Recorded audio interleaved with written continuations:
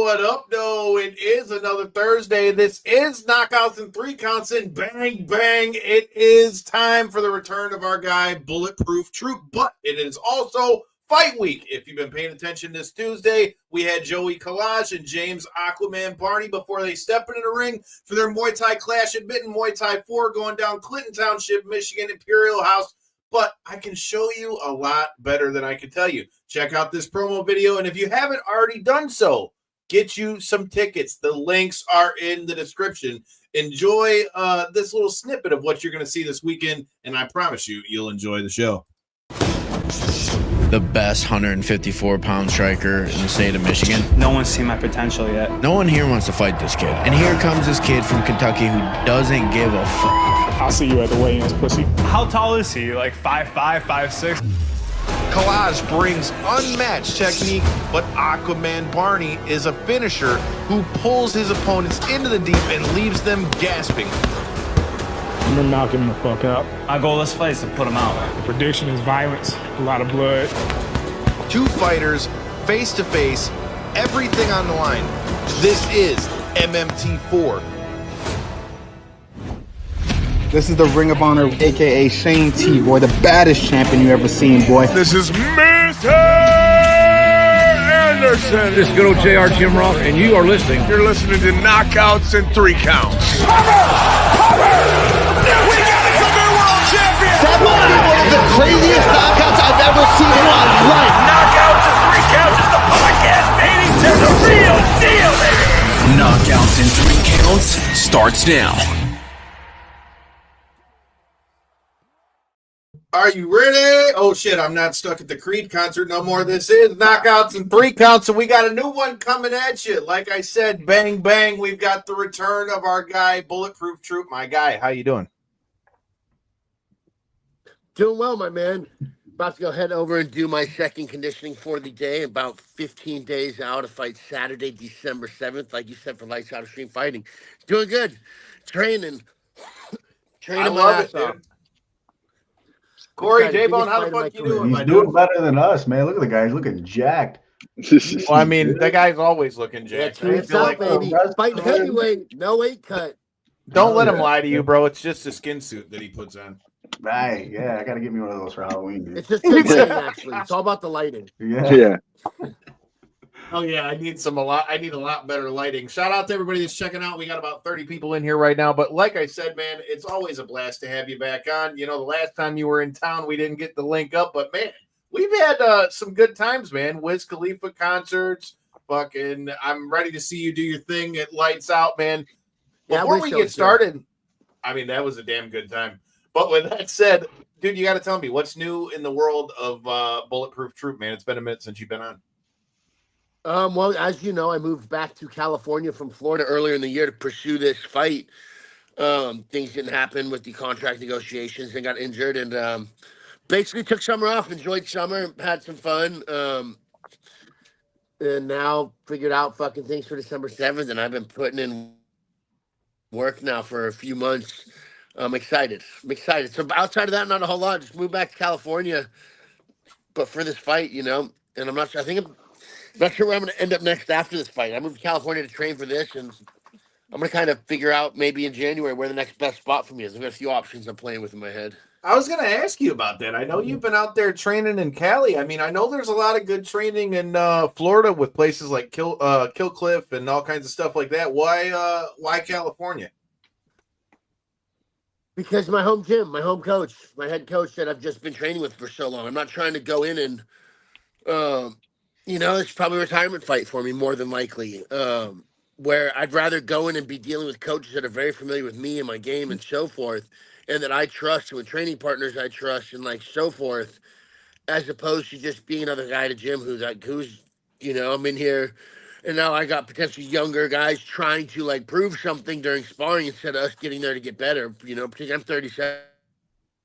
I'm not trying to have fucking bunch of hard ass rounds like some 19, 20-year-old kid who's an amateur, who's like trying to prove something. He's sparring with a guy who's, a decade pro. Like, just the right environment, in my opinion, to prepare myself to perform optimally on Saturday, December 7th.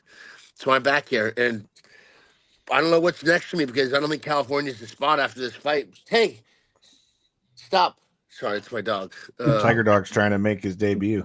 He was just over like nudging me, and now he's over there like being a dick because he's like, give me more attention. You want to ignore me? Watch this. Yeah, I don't know. I've been to a few places, which I'm going to keep in my back pocket until around after the fight when I make the decision, I think. But I've got two really good, two main spots I think that I'm going to go to. So what's your favorite things that you're liking now that you're back in Cali, bro? I love Cali. I've been to Cali more times than I can count. What are you liking being back over there from Florida? You know, I feel like I know anywhere. what the answer to this is. It's cool being home.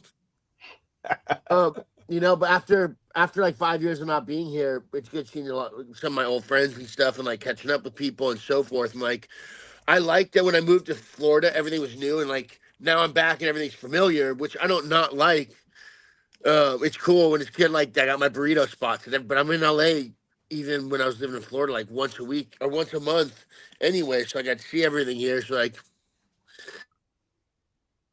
it's cool. Dude. It's getting fucking cold. I like Florida where it's warm all the time. Trees are pretty Look, your idea of cold and our idea of cold are two different things. True. That is true. I'm from California. If I gotta fucking put on a jacket, I'm like, man, it's fucking cold. What's cold in California though? Like, what's the temperature is cold in California? I bet you it's like 60 degrees outside right now. I'll tell you right now. 50. Hot damn. 58. It's freezing. It was 35 here today, sir. Yeah, and snow. We got some snow finally. Yeah, the first of it. Oh.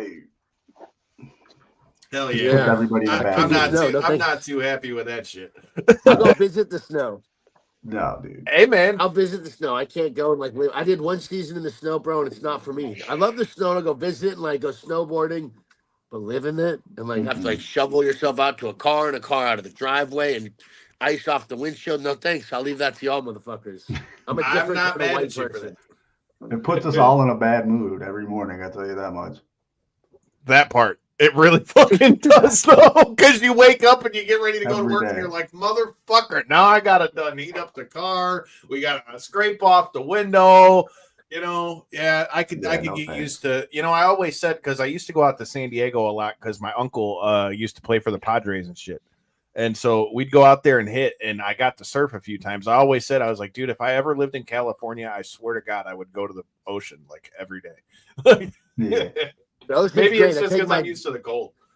I take my dog to the DOGBEACH. I just can't say it. Otherwise, he'll come running over like, what? Where are we But he loves the water as well. He's a swimming dog. Little tiger shark, I call him. Hell yeah, dude. Yeah, the ocean's nice. Cali's dope. I like living by a big thing of water. And when I moved to Florida, it was lucky that that's where the coach was, and I felt like it was the right place for me.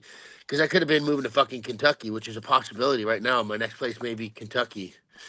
Right. Which Kentucky's a beautiful spot, man. It really is. It's a beautiful spot. The mountains, man. But as I get a little older, the mountains are calling my name. I tell you what. See, I'm probably gonna have to. I don't think it'll be Kentucky. It's just probably snowing in Kentucky, right? It's probably snow there until March, April. Yeah, Kentucky. If I'm going mountain hunting, I'm looking more Tennessee side. But I mean, the mountains is just the mountains in general. I'd be going for wrestling. I'd be moving out there to train at Dr. Tom's wrestling school. Would be why I'd be going to Kentucky. Jacob's Pritchard joint. I like it. Yeah, exactly. That's exactly. Well, since you brought up wrestling, bro, before we get into where the other place. Sorry, my bad. It lagged. Yeah, go ahead.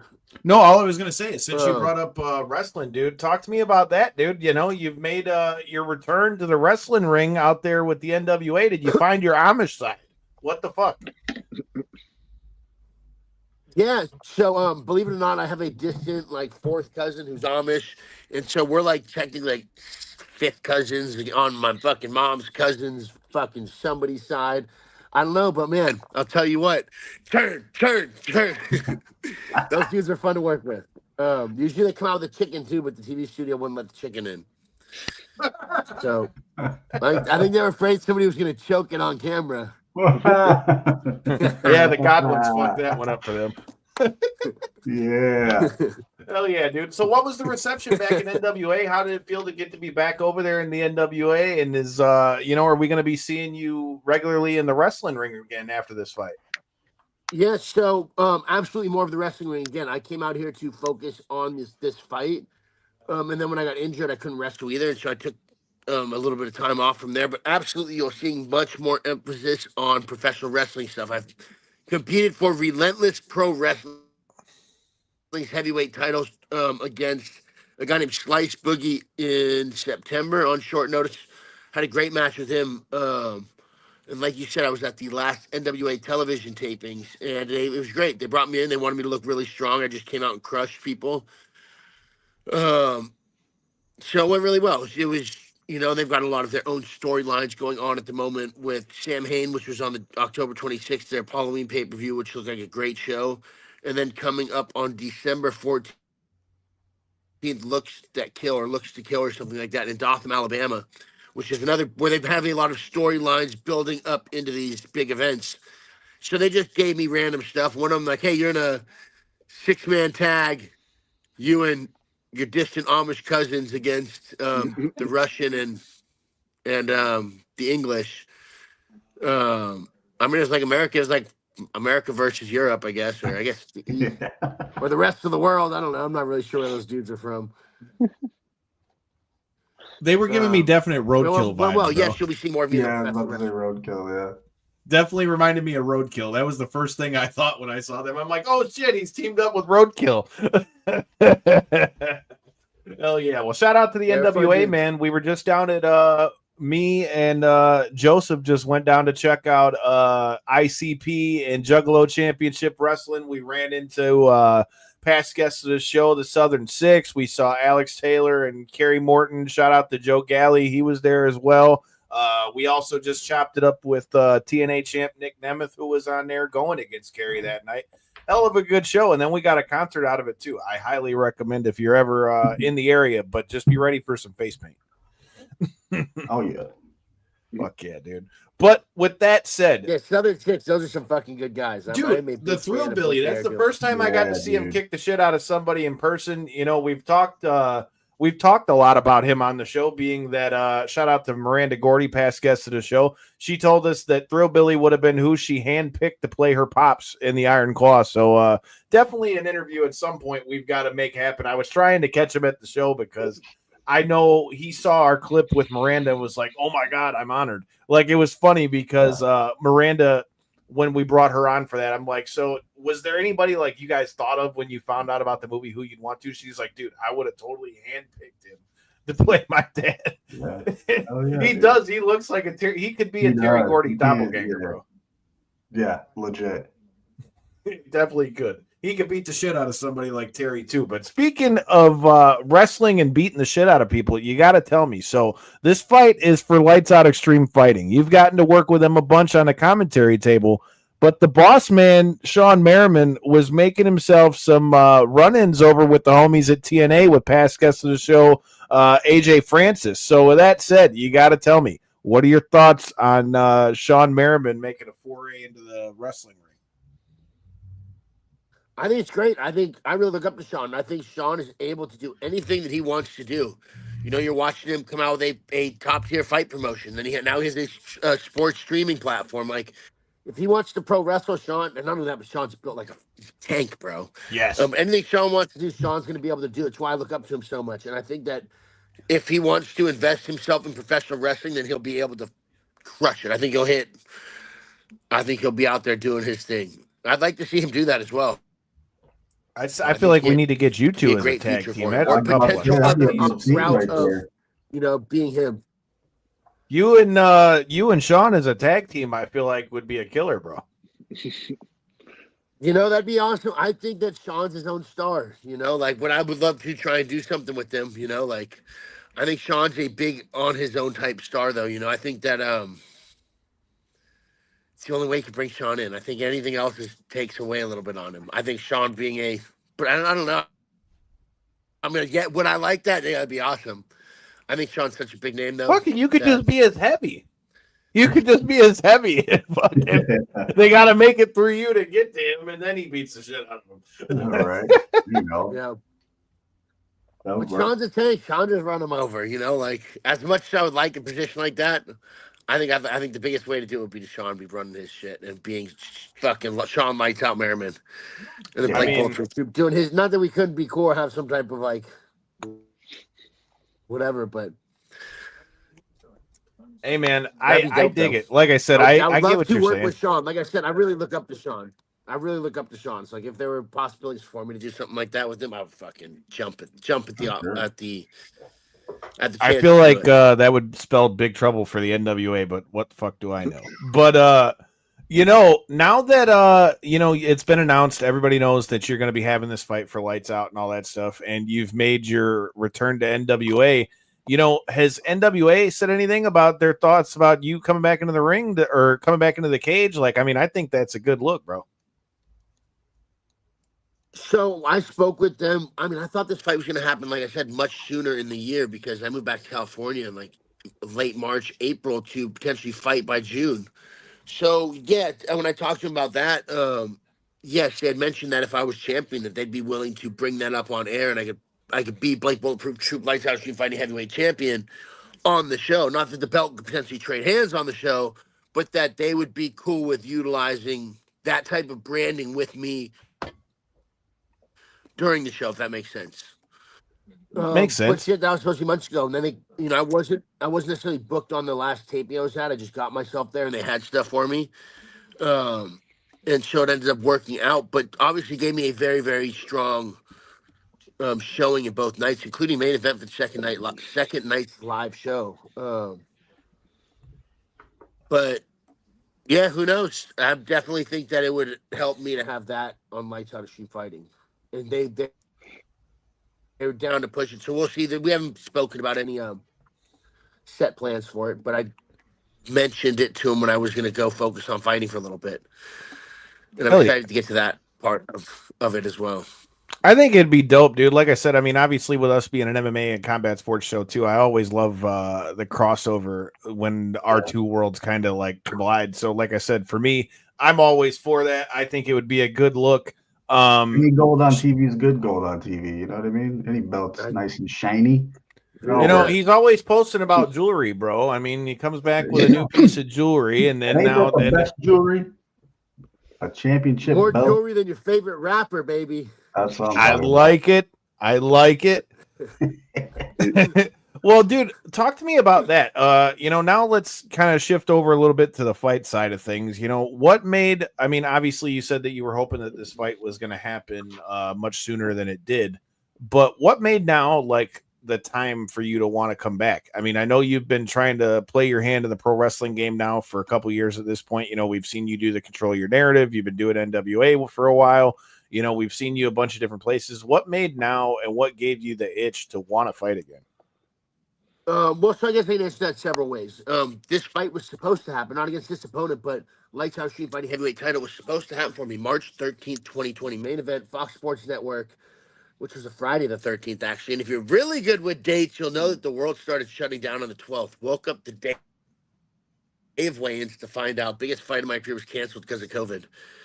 3 weeks to flatten the curve turned into fucking, like 9 months later, I moved to Florida, and California didn't open for a long time later. So I just decided to move on with my career, roll with the punches, and get into pro wrestling before it was too late for that window to close. I really wanted to get that belt.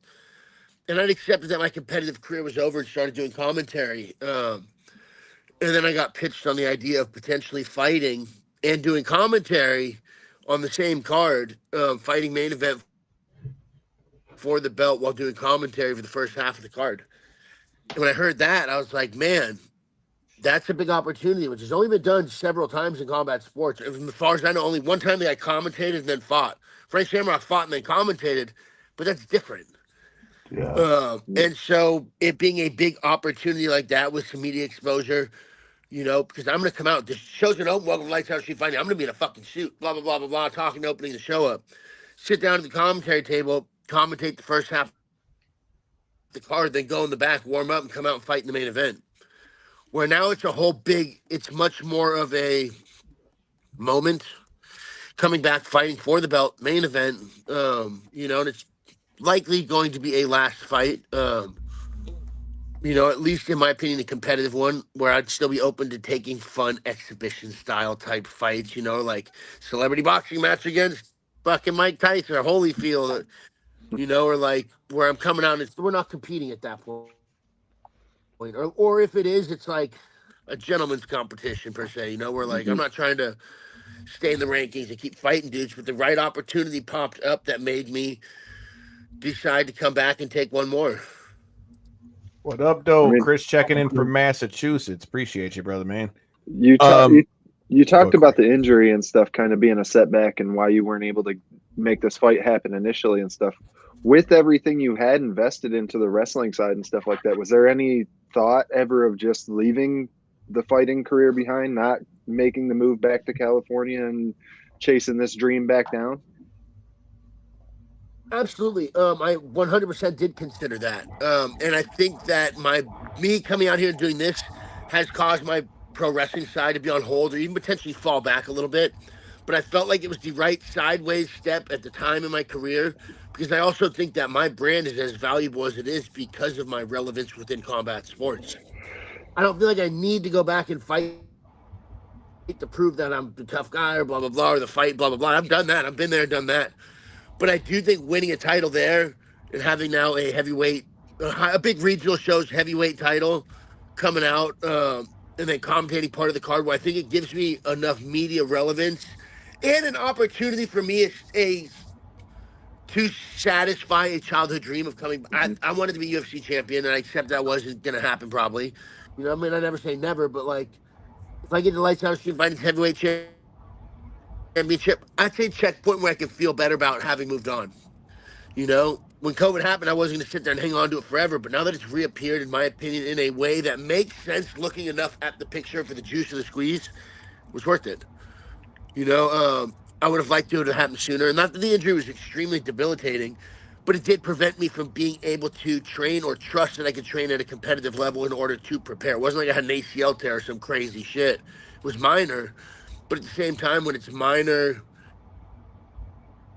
but preventing me from putting, because when you start training for a fight, like I don't look like this from just chilling, I've been fucking grinding. And I wanted to make sure that I was in a position where my body was ready to grind as hard as I knew it needed to grind to go out there and do what I need to do. That was a long ass answer, and I don't remember exactly what the question was, but I think I hit it somewhere in there. Yeah, you got it for sure. Yeah. Well, dude, talk to me a little bit more about that. I mean, we talked about what made now the right time for you to fight, but now let's talk about the guy that you're stepping in the cage with. Talk to me about your opponent. What are your thoughts on this fight? What challenges do you think he's going to present for you December 7th? So he's a tough dude, I think that is a very tough fight. So his name is Kelvin the Big Hit Fidial, and he's like 280-pound Samoan slugger, big dude. 14-14, so I'm 8-6. So he has twice the experience I have. Fought, I want to say maybe 8 or 9 times since my last fight, maybe even more than that. Been fighting professionally since like 2007. Like, dude's a veteran, has a ton of experience. Big dude, hits hard. I'm about 240 right now, but I feel like I'm much more athletic, and I don't move like a heavyweight. I move like a welterweight. I'm quick. I move around. I cut angles. And I also come in and fight much more strategically and technically now that I'm an analyst and commentator. I used to come in and fight people.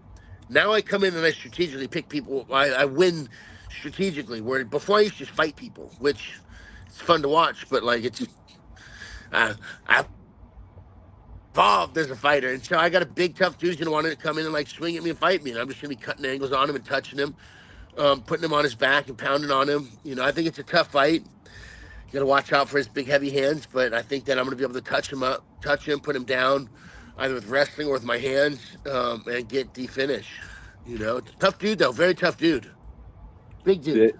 You brought up the advantage in commentating and then still being an active fighter at the same time. We only see a couple of the guys in the UFC that are still accepting fights at this point that are behind the mic. I mean, Kyle, you can speak to this. Me and you have called a couple fights now. It really is like the closest thing I feel like that you can get to fight experience where you're so close to watching it and you're analyzing it and you're trying your best to commentate on what you're seeing while actually being one step ahead and seeing what the next move may be for the opponent or how they can get out of it or whatever the case be. It really does add a layer of experience, I guess, to your game. Like, it's got to be the closest thing to in cage time. I agree 100% because I'm sitting there analyzing different strategies, this and that, and seeing how things work or how effectively they work. Mm-hmm. You know, I mean, it's not like I didn't know a lot of this stuff before. I would just go in and just fight people, you know, like. But over the last 5 years, my understanding of fighting has significantly improved by watching it and studying fighting so much, and then being able to explain these tactics, which is why I feel like we're going to see the most technical bulletproof troop that we've ever seen on December 7th. And I think the best bulletproof troop that we've ever seen on December 7th, despite having years taken off. I think that we're going to see the smartest competitor inside of that cage. And as a result, we're going to see the best version of myself. And something else worth noting, no motherfucking weight cut, baby. Fuck. No weight cut is always a beautiful thing, dude. Yeah, dude. So, like, even at two, when I cut, I made 170 once, believe it or not. I'm like 240 right now. Get the fuck out of here. 170 wearing a leg? So no, I made it Hawaii. My second fight was at 170 pounds, welterweight. No shit. So I'm 240 right now, but I can make 170 agagan. I could be 170 tomorrow. Oof. I'd have to cut my dick off to do it, but I'd be there in one snip. Yeah. I don't think. Don't clip that one. Don't clip that one. Well, dude, you kind of Corey kind of led into something I wanted to talk about. Well, that kind of led into something I wanted to ask you, though, dude. Like, with the whole commentary thing now, you know, as Corey mentioned, you know, I've gotten to call a bunch of fights. I'll be calling fights again this weekend for Mitten Muay Thai 4.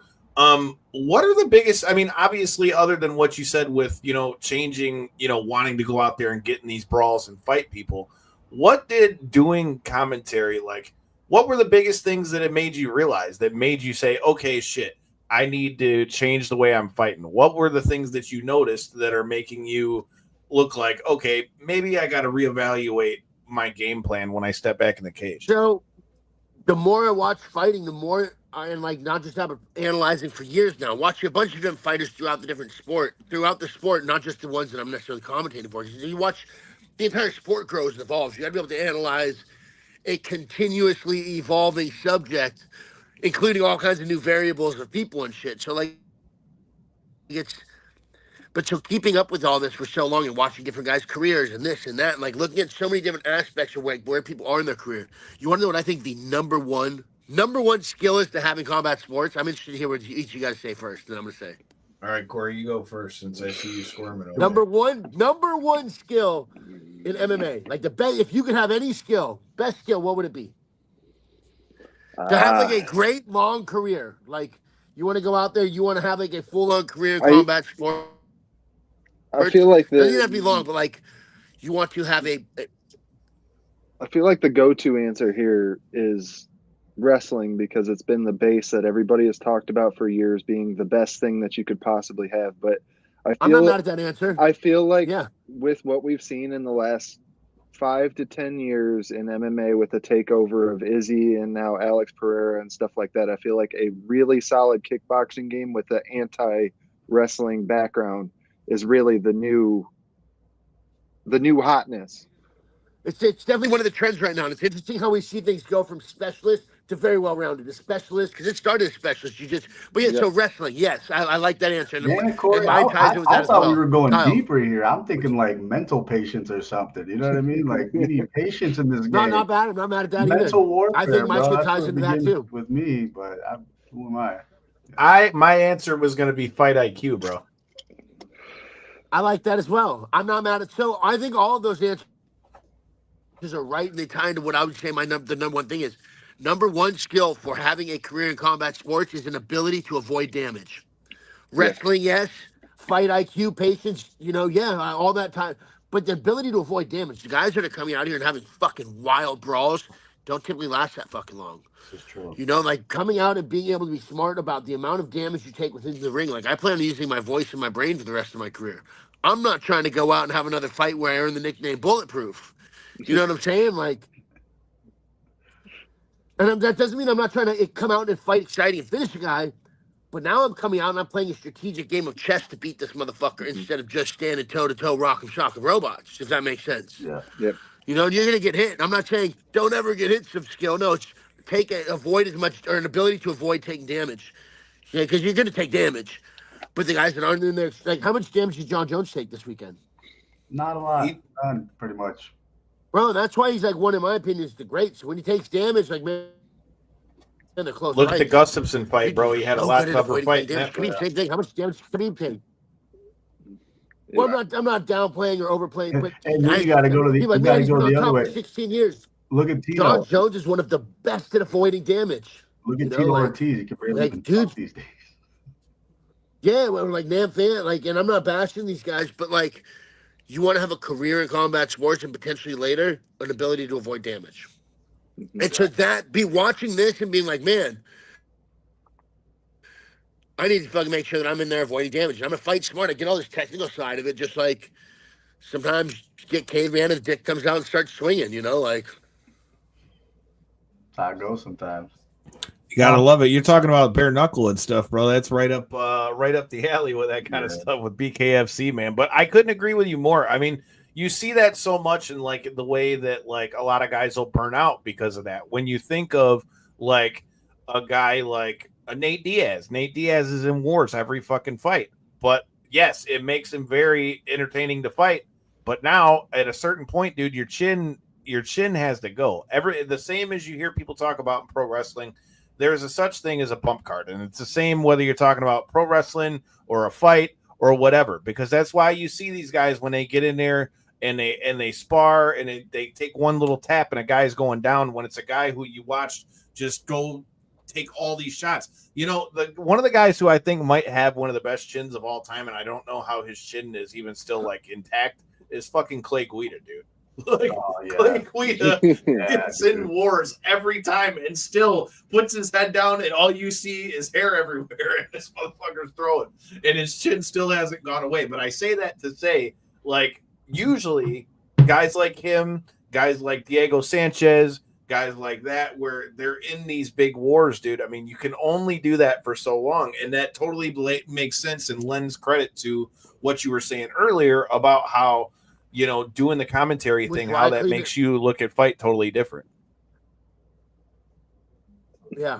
And like, I still fight exciting, but like, there's a difference in my opinion between like fighting recklessly and coming out and fighting strategically. You know, I'm still going to fucking battle with this motherfucker. Still trying to hurt him and knock him out and finish the fight. I'm not saying try and point a guy, but I think being able to avoid damage, or at least strategic about the damage that you take. Fuck, I'd rather take a good shot and fucking land 4, 5, 6 good shots. All right, you know, like, but one for one, you know, like, be strategic about when it's coming or what it's coming, because you're gonna take some damage sometimes, maybe to get in and land that shot that's gonna put him down and finish the fight. You know, like, but strategic. Yeah. Well, so that means when you do get back in the wrestling ring, you're not gonna like go stand in the middle and trade chops, then, huh? I'm not a huge fan of chops, bro. Like, I'll give someone a chopper or two, but like, so I got chopped in my last match, and for like 5 days, 6 days, I have a hand mark on my chest. I was like, I couldn't believe I'm like, it's still here. I remember, so I've only been chopped a few times in matches. Very rarely do guys chop me. And I got chopped in this one match, and we're just on the outside, and the guy's like, chops. I'm like, all right, smack, 1, 2, boom, all right, and I keep beating it. And it's like fucking 30 seconds later, 40 seconds later, he goes, chops. And I'm like, really, motherfucker? He chops me once, I turn this, smack, motherfucker. We turns his back. Smack on his back, bitch. You want to start chopping? We can start chopping, motherfucker. I'm not a fan of chops, though. Don't fucking chop me. Kyle, you ever done one of those chops at the you see those guys at the boots that always want the people to chop them and shit? Dude, I do not understand what the obsession with that shit is. No, thank you, bro.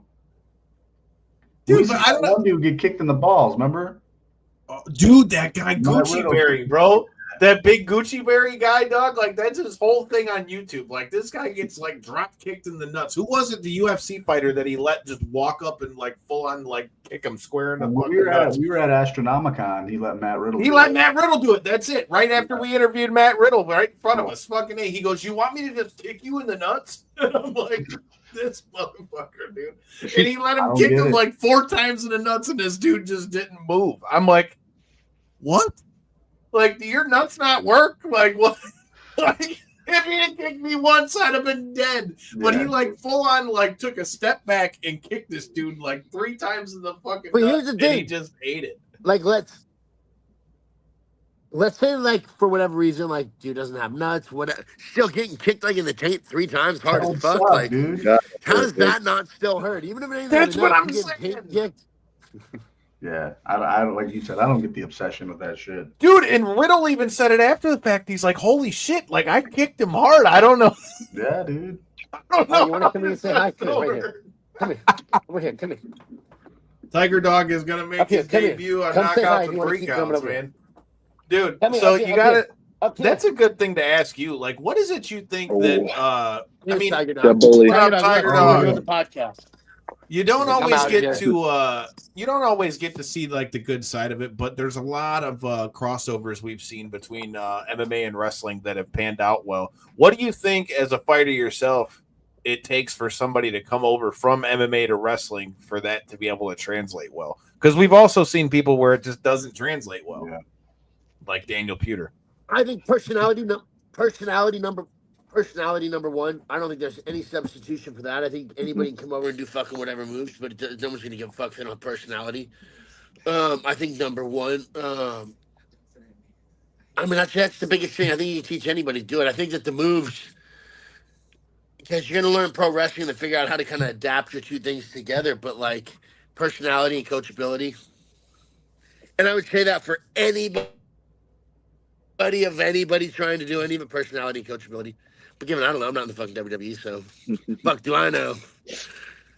Well, But I would say that for any a fighter trying to come to pro wrestling is great. 110% volume on your personality, and then and be coachable and listen and try stuff. And don't I what think if or that's could where I? that line kind of goes too, because a lot of Just guys will do come back and forth and just be like, I know this and I know that. I'm already tough. You know what I mean? It's just not the same. It doesn't resonate the same, pro wrestling and MMA. It's got to be the perfect mix to come back and forth. You know what I mean? So I agree with you. You got to be coachable. You got to be You just willing got to to learn. build the foundation of the pro wrestling foundation on pro wrestling fundamentals, and then apply your twist to it, not the other way around. Yeah. I think you come in, and that's if you're trying to like really have a career work in pro wrestling. Because given, I think it's different if a person is going to come in and work a little bit, and they're very one-dimensional, gimmicky. Because the whole match might even be planned based around what they can do. But if you're trying to have a career, come in and learn basic fundamental pro wrestling, and then you'll start seeing like, but I could do this. I need to learn. You learn the foundation. Oh, here's other ways I could get to here. You know, or like, why are we doing this specific move? Okay, here's how I can apply this real submission like this, because now I get the face and having this and being able to work it. Armbar's hard to fucking work once the arm gets extended, like, but there's a lot of shit you can work, like, between like a hammer lock and having the double wrist lock hold. Man, there's a ton of shit you can work all through the body. You just need to learn, why are we doing certain holds in certain ways so that you can see cameras or faces and this and that and work. And then like, oh shit, I can get there like this. Or I can do that. I can do this. Oh, here's a shoot one version of this I can do to get here or transition. But just come in and learn basic fundamental professional wrestling. Everything, the foundation should be built off that. Bring personality and be coachable to come in and learn the foundation. And then your modifications based on if you're a combat sports athlete, in my opinion. But again, what do I know? I like that answer.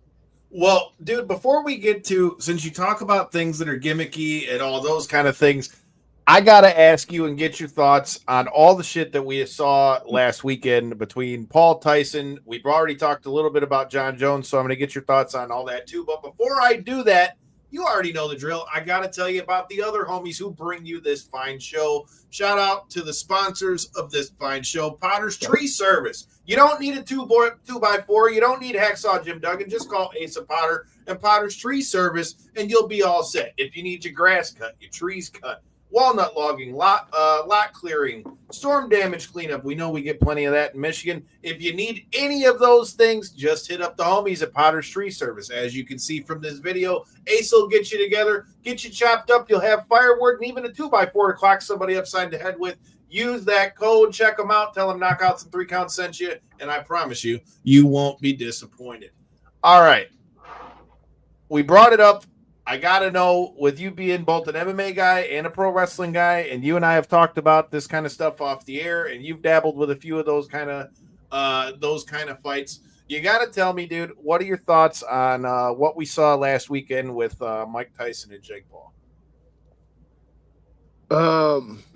You know, I have seen some stuff that makes me question one way or the other. I think a 60-year-old dude coming back and boxing with the guy who's 27 years old, and who I don't think Jake Paul gets the credit that he deserves. I was not a believer in Jake Paul at first. When he knocked Tyrone Woodley out, I became a believer. And I know people who train him and say the dude trains hard and so forth. Like, guys come in here now, 5, 6 years, he's been putting in fucking real work, training competitively, and like taking the sport seriously. And not just that, but like literally probably having most of his life revolve around it. He realized so much of his reputation riding on it. I thought he was going to beat Mike. I thought Mike might have knocked him down early in the fight. And I've heard different things about like a pay structure and blah, blah, blah, which I don't know if they're substantiated or not. But exactly, I mean, that was what I thought was going to happen. I thought we were going to see a little more out of Mike maybe early in the fight. Because he looked great in the first round. I thought Mike might even have won the first round. Not that he whooped on Jake, but like get some good pressure, landed some decent shots. And why he slowed down or what the deal was, I'm not sure. But I knew that when that started happening, Jake was going to start touching that dude. And I think Jake showed mercy at the end if that was a legitimate competitive fight, which I think it probably was. But again, what do I know? But what will I say in terms of show business and the work? The slapping at the weigh-ins was definitely a work. But I love that they did it because so many people talked about it. Everyone was talking about it. And it became, in my opinion, the most probably watched single boxing match of all time. Well, they said it topped out at 108 million streams. They crashed the damn servers at Netflix, that's for sure. And here's something else that's crazy. So, and it was on a 10-minute delay in the social media age. I had to put my phone down so I wouldn't see who won or blah, blah, blah. I don't know if it was that delayed for y'all, but I don't know how you're going to have a sporting event of this social media magnitude and not have it spoiled on, like, if you're sitting in a bar and it's on, someone in that bar is going to be like, holy shit, he knocked him out. Yeah. You know, like, in the fight, like, how many different people are going to turn off their TV set before the very end of the fight actually airs because they know what the result is, which surprised me, but, you know, and I don't know what those numbers were like, but I think the slap at weigh-ins was fake. It looked too much like a script to me where, like, Stem saying, like, all right, slap me, you're going to be on this side so we can see the hand touching the face and the handprint on the face. Because there's no denying that. He slapped the fuck out of him. But you slap, and you're like, right here, motherfucker, blah, blah, blah, blah, blah. And then he's like, you go back, you're going to pull you back and then come forward. And here's the spot that made it look the fakest to me. Hey, Mike Shelley a little bit, right here, blah, blah, blah, blah, blah. Like, if you're going to smack the fucker, like, smack, what's up, motherfucker? Like, are you going to smack? And then, like, start moving back. You're like, no, you're right. If it's like that. Smack the fuck, like, I don't know, it seemed that a little strippy, but here's the spot that killed it for me was, as they're coming back, you see Mike Tyson's, like, cornerman, their, like, red jackets come up, and one of the dudes, like, walks up, and there's, like, no, right there, he's just, like, and I'm like, motherfucker, why did you just put your hand up right now, like, and it made me think that they're probably told, you know, people get in between, you like, get in between, like, and put your hands up, and this dude, like, walks to the front, he's like, oh, I gotta put my hands up, but I don't know, I think that was the worst, though, I think the fight was real, I think the slap was the worst, but I'm not mad at it, bro. It's the entertainment industry, so people should be doing. And I'm stoked those fools made as much money as they did. I think I just hope Netflix learned their lesson, upgrade their servers, bro. They better before they have that Christmas Day football game. my big Netflix is probably realizing the amount of market that there is in also providing things like sports. They're probably like, holy fuck, 108 million fucking views? Probably unheard of. Yeah, they said it was the biggest boxing fight of all time, probably, and you got so I think it's gonna open. Yeah, I bet.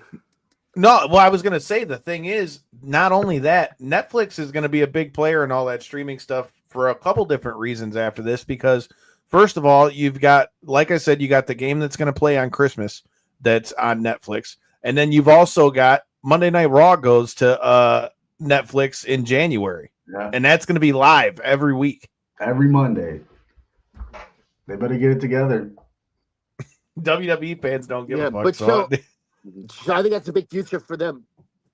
that they'll get moving. But also another thing I think we're going to see as a result of coming out of this fight is I think that we will see Jake Paul and Mike Tyson start a Legends Boxing League, which will be guys like Tyson versus Holyfield #3, or like where now you have an organization geared to, or like Roy Jones fought not so long, like where you have a league geared towards legend matchups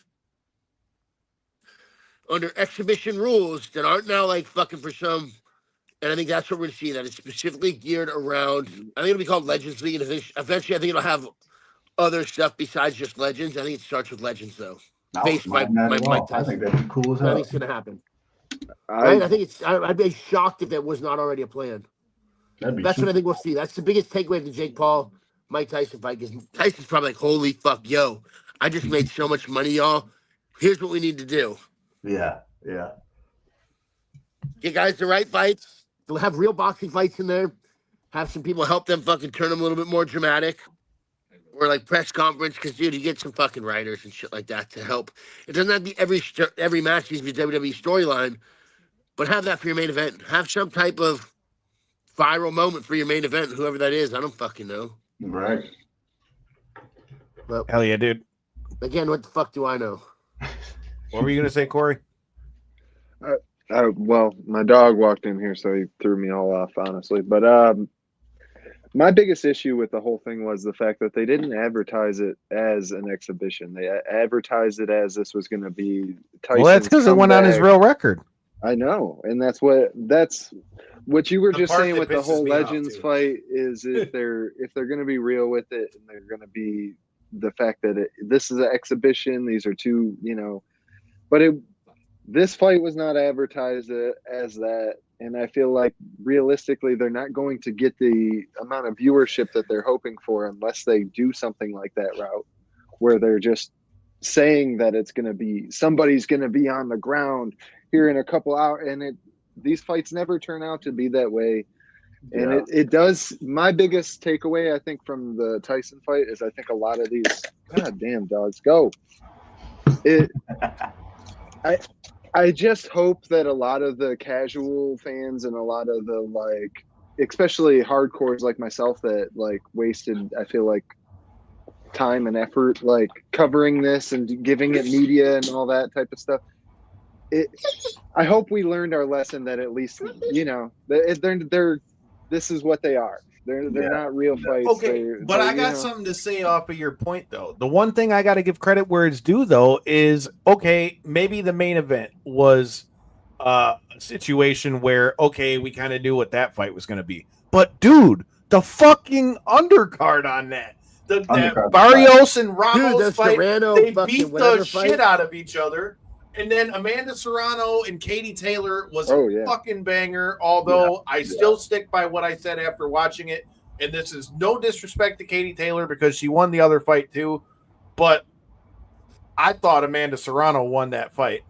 And number two, they took away the 1 point for that headbutt. She headbutted her bad, 4 times. And I remember sitting there damn, how many headbutts is she going to land before this guy takes a fucking How many can you get away with? They weren't even get away with. She came in with her head like this and said, bitch. Was creating space with her head. Totally. That wasn't just it happened in the exchange. She came in like this with her head down and got her ass 4 times. And that, since we're bringing up that fight, that was by far my standout moment of that night. Was that fight? That was an incredible fight from both those women. But that being said, I agree with you 100%. Kyle Serrano, she basically won almost every round, and she dropped her card, and at least in my eyes. And then to deal with the damage that was inflicted from a cut, have the point taken away, and then to be able to not really let the cut be that much of a factor in the remaining rounds of the fight. I feel like that, I know that's not how we judge fights or whatever, but the fact that she was able to keep herself protected and land damage throughout the remaining rounds, that meant so much to me as someone watching it, at least. Because once I seen that cut, I forget what round it was exactly. I think it was the 5th, or I knew somewhere between 5 and 7. I don't remember the round. Yeah, I knew she had a lot of time left to a lot could go wrong. They were talking about the fact that it could already go to decision there. And I was like, well, honestly, in my eyes, she's winning the fight. So if it goes to decision, who cares type of deal, right? But then to see how it all played out, she ended up not only doing well in my eyes, but like I say, winning the rounds, protecting herself, and continuing to be the more offensive fighter, and I feel like more accurate while being so. It was just such a surprise to me at the end. Boxing's gonna boxing. It ruined such a good fight for me. I get that. I ain't gonna hold you, dude, because even as a judge and a fighter, like I've been judging fights because I got my judging license and stuff like that. Even looking at it from like a judge's perspective, like I legitimately thought that Serrano won. And like you said, when they took the point away on top of already having the knockdown, I'm like, wait a minute, what the fuck are these scorecards if she lost 3 points? For those of you guys who are like novices with the judging thing, anytime you get a knockdown in kickboxing or boxing, you're automatically losing a point. It's a 10-8 round. So that means she already lost 1 point, or 2 points technically, and then you lost another point from the headbutt. That's why when they got to the scorecard, I'm just like, I'm not saying that Katie Taylor should have been like so far behind. Don't mistake what I'm saying. Like Katie Taylor still fought. She had good combinations. Like there's a reason why she was in there and won the first fight too. But dude, I just was like, damn. So she loses 3 points, and Serrano is still landing shots, and she lost. That one had me scratching my head a little bit. But this is where I'll give Jake Paul credit. We've had a lot of people on the show who have worked with him, and then fighters that have, like our guy Ken Bank on it Robles out of New York, that trained with Serrano and them, and talking about the way that he's seen Jake take care of the people that he's got under most valuable promotions. And because of the gate and the viewership that came in because of Mike Tyson and Jake Paul, that is now the most streamed women's fight of all time. It's the most watched women fight of all time. What up, Jerry?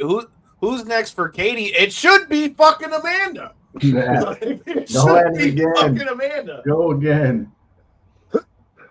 I don't know about y'all, but I'm totally down with seeing that one a third time, dude. Yeah, I think that's as good a fight as you can put on to put women in the spotlight, dude. I'm with seeing that a third time. Let's go. Yeah. So one thing about that fight that made me wonder about the rest of the card is she's MVP. Serrano girls are fucking Jake's fighters. That's an MVP card. And I was like, man, is this a prelude into the type of judging that we may see in the main event if it goes to a decision in the main event? And his chick lost. Because that was in my opinion, I was like, man, I was like, worst comes to worst, it's a fucking draw. But I thought Serrano won the fight. And so when she lost that much with the point, I was like, how? But I just didn't understand that. Yeah. Jerry, me neither. I'm just gonna put this out in the ether right now. If Jake Paul got in the ring with Muhammad Ali's grandson, Nico Ali Wash, Nico would fucking kill Jake. And anyone that thinks otherwise is a dumbass. Like Nico Ali Wash is getting better with every fight. The kid's got a nasty right hand, and he can actually box. And the only time we've seen Jake Paul lose was when he fought Tommy Fury, which I think Tommy Fury's about to end Darren Till, but that's a story for another time.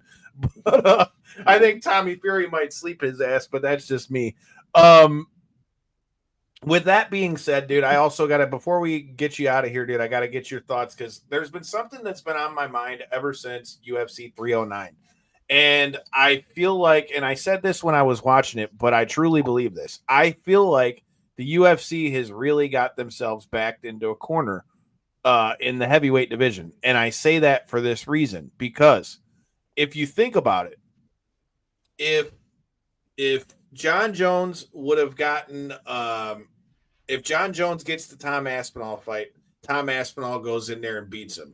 Now, okay, it's given life to the heavyweight division because now the new young buck is the big star and he beat the big star. But with what we've already seen with Conor McGregor and how him getting in the cage is questionable if it's going to ever happen again, you only really got one other big star right now in the UFC as far as like overall star power, which John Jones coming back at heavyweight, I would say pretty much was that. So if Tom Aspinall fight does happen and Tom Aspinall wins, you've now pretty much I don't want to say taking John Jones out, because it's not like John Jones couldn't like go back and have more fights after that, but it kills that big star. And on the flip side of that, if John Jones goes in there and he beats Tom Aspinall, well, now the heavyweight division is dead, because Tom Aspinall's beat every other good heavyweight there is in the UFC heavyweight division. And if John Jones goes in there and let's just say he smokes Tom Aspinall, I don't think that's what happens, but let's just say he goes in there and smokes Tom Aspinall. Well, now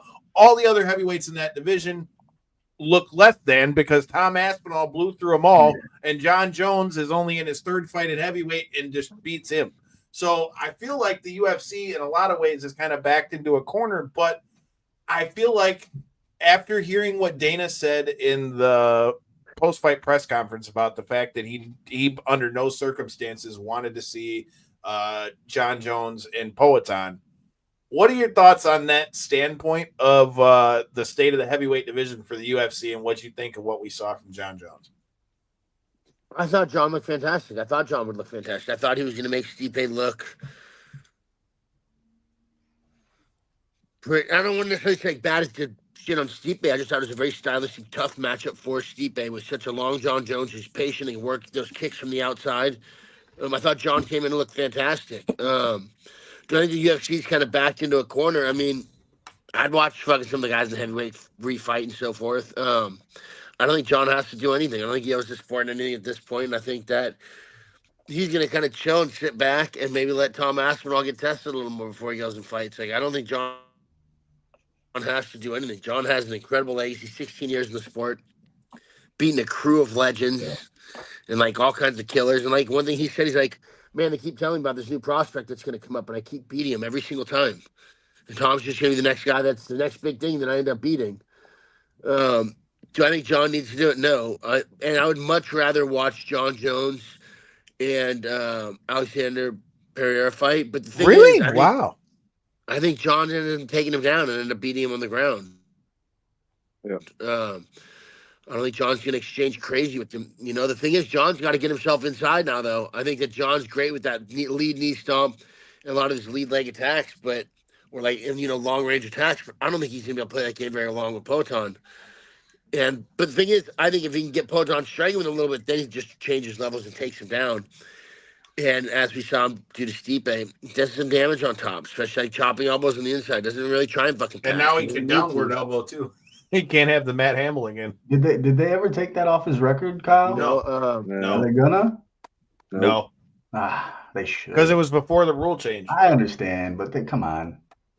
Hey, I'm a Matt Hamill guy, and I fully will be the first to admit that John Jones shouldn't have lost that fight. But to answer your question, Jerry, look, Tom Aspinall is still the interim champ. They have to unify those belts. Dana straight up said that that's what's next. And let's be honest, like you said, I wasn't mad at John for saying he wanted to fight Pereira because, I've always been of the mindset. Money, bro. Not only money, but I've always been of the mindset, and maybe it's because I come from fighting, but I've always been the mindset that when somebody has a title, and especially in a situation like a John Jones, who's, like you said, is beaten whoever, say a name, and he's probably beat him. Everybody. So with that said, I feel like at a certain point, bro, that's got to get you some kind of cachet as far as being able to call your own shot and things like that. The same as how, everybody always says there shouldn't be a thing like a champion's advantage. I disagree. I feel like for you to win in a fight against a champion, you need to beat the champion. You can't just have some shitty close decision and then the champion loses the title because, again, he's the champion. He had to do all that to get the belt, in my opinion, and not to compare it to pro wrestling, but I've always thought that way. Not that I'm saying there should be a bias. I'm just saying that if you're going to beat the champion and it's not by a knockout or a you want to beat the man, you got to beat the man. You heard the motherfucker right behind me. You see the big gold belt over here, man? But like I said, I've always been a big believer of that. But I think, especially in listening to Dana talk about that, and hey, this is another one where, although I may not like everything that Dana does all the time, I mean, if we're really being honest, it's smart business by him too. Because if they do that fight and let's say they run the BMF or whatever, let's say John Jones was gonna drop the heavyweight title and then Tom Aspinall becomes the champion by default. Well, that just took a lot of steam off of Tom Aspinall, number one. And then number two, if he goes in there and let's say he beats Pereira, well, now you just killed the biggest star you got outside of John Jones, and you've like basically like deflated the heavyweight division. So in my opinion, the thing is with Pereira versus John Jones, now you have just that's the next BMF belt. Heavyweight John Jones against light heavyweight Pereira for the BMF title. That's, in my opinion, the next mega fight to make. You want to talk about dollars? And in my opinion, either guy losing doesn't kill the other guy's career. I think either guy losing to anyone else does. John Jones beats Pereira, and you're like, damn, John Jones was able to get it done. Or Pereira knocks out John Jones, you're like, holy shit, it took fucking Pereira. Not, man, John sucks now. John's washed up. I don't think it goes that way on either guy. I think both guys like, man, it took that dude for a BMF title. That's the fight to build. And Tom Aspinall's going to sit there with his and it's not even really light heavyweight, a light heavyweight versus a heavyweight. I was listening to, maybe it was DC. I'm trying to remember who was talking about it. Maybe it was DC or maybe it was on like the pre-fight show. But really, bro, if you really think about it, with what John Jones was weighing in at for that Stipe fight and then what Pereira's weighing in at after he fights these light heavyweight fights, they're really kind of weighing about the fucking same. So you could run that fight. But me personally, although I would really, as far as like which fight do I think probably is going to be like more entertaining, totally think the Pereira fight would be more entertaining just because I think at some point you would get the striking. But ultimately, I think John Jones takes down Pereira, and I think that's eventually how he tried his mode to victory for winning that fight.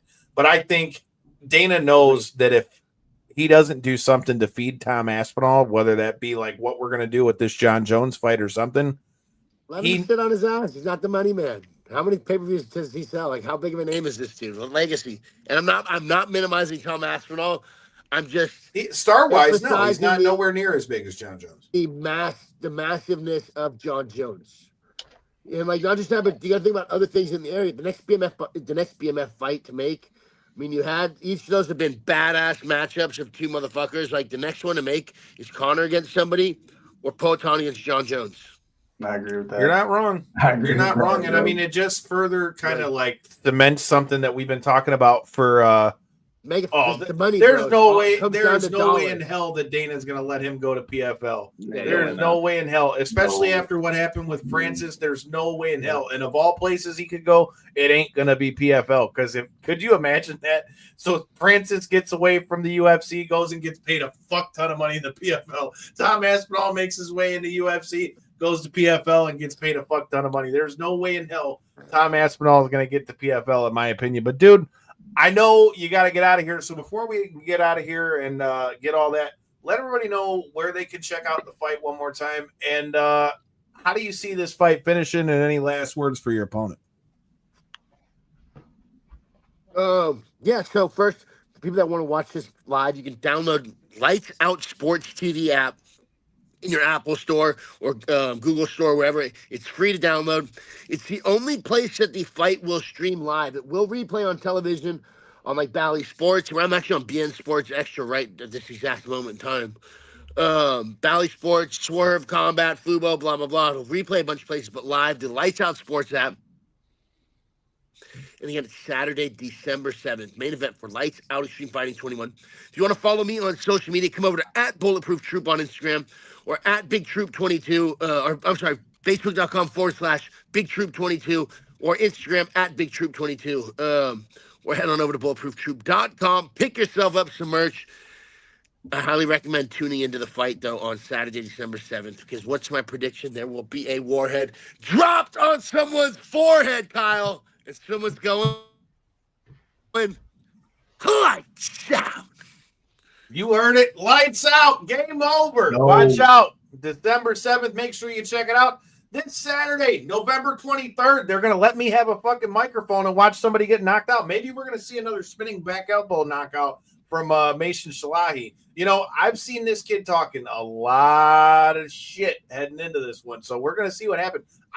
We were talking about this on Tuesday with Joey and James Barney. I heard that there was a $5,000 bet put down on Mason Shalahi, and somebody has picked up said bet. So I'm just saying, there's a lot of money on the floor for these fucking fights. there's going to be a lot of money to be made if you're betting on our guy Bulletproof Troop. And until next time, and in the in-between time, you heard the man. Check it out. It's going to be lights out.